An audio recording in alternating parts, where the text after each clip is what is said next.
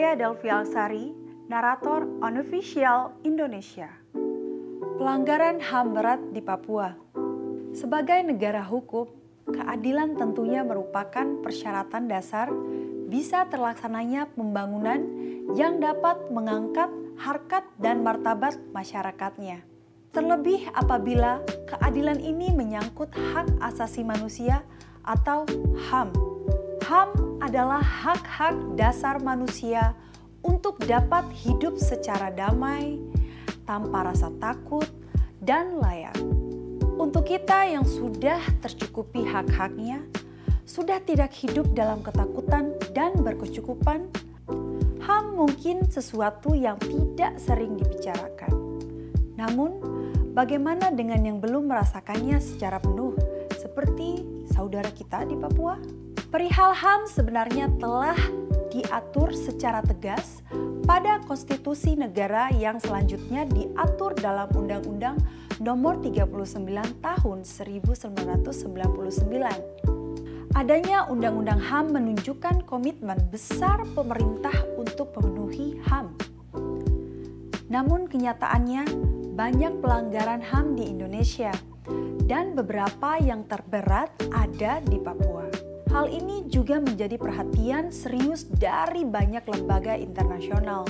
Harus dipahami bahwa pelanggaran HAM di Papua bermacam-macam, mulai dari HAM yang berkaitan dengan peminggiran dan diskriminasi ras, kemerdekaan berserikat dan berkumpul, kualitas kehidupan yang tidak layak seperti di Kabupaten Nduga, hingga HAM berat.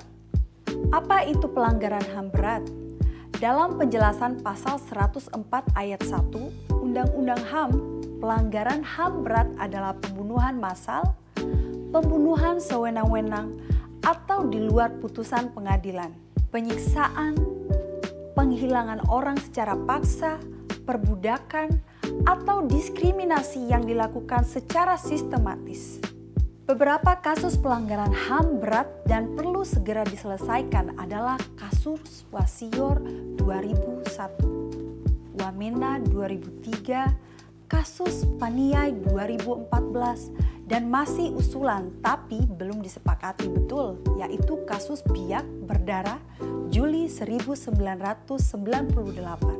Kasus Wasior pada tahun 2001 setidaknya menyebabkan 4 warga tewas, 39 orang terluka akibat penyiksaan, 5 orang dihilangkan secara paksa, dan 1 orang mengalami kekerasan seksual.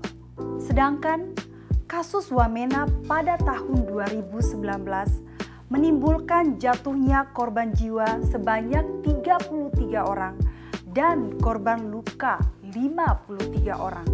Terakhir, kasus Paniai pada tahun 2014 mengakibatkan 4 orang meninggal dan 21 orang mengalami luka berat akibat penganiayaan.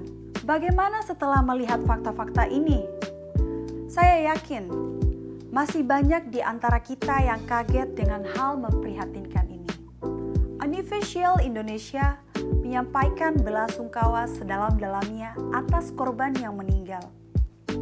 Penegakan HAM seharusnya menjadi prioritas agar ke depan Papua bisa dibangun secara martabat. Ayo, pemerintah bisa lebih serius menindaklanjuti hal ini, khususnya mandat Undang-Undang Otonomi Khusus bagi Provinsi Papua untuk membentuk pengadilan HAM Papua. This is the least the government can do. Tanpa ini, niscaya penyelesaian masalah Papua lainnya tidak dapat berjalan dengan baik. Selanjutnya, terlepas dari peradilan, pemerintah harusnya melakukan segala daya dan upaya yang dibutuhkan untuk memulihkan kondisi masyarakat di sana yang sudah terlanjur berada dalam trauma dan ketakutan, terutama untuk saksi dan korban kasus pelanggaran HAM langsung. Kedepan, ekosistem untuk mencegah pelanggaran HAM harus dibangun, termaksud dengan mengedepankan solusi damai pada segala penyelesaian permasalahan Papua. Warga Papua harus pulih dari luka untuk berfungsi sebagaimana manusia seutuhnya. Mari kita dorong upaya pemerintah yang lebih keras untuk mengusut pelanggaran HAM di Papua ini.